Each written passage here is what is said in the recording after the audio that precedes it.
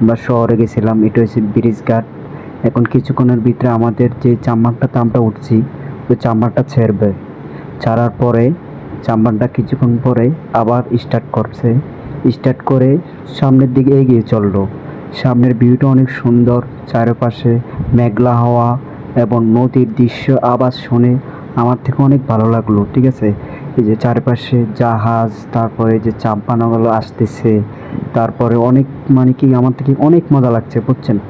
আপনারা উপভোগ করুন। তারপরে এই যে নদীর ভিউটা দেখেন, খুব সুন্দর একটা জাহাজগুলো নদীর ভিতরে থাকে। এখানে এসে মূলত এখানে এসে ঘাট করে জাহাজ। তারপরে আমরা আমার পাশে আছে এক বড় ভাই। বড় ভাইকে বললি আমি ফিরেন্দ্র, বড় ভাই কিছু বলে নাই। তারপরে আবার সামনের দিকে এগিয়ে চললাম। তারপরে শুরু হয়েছে আমাদের যাত্রা।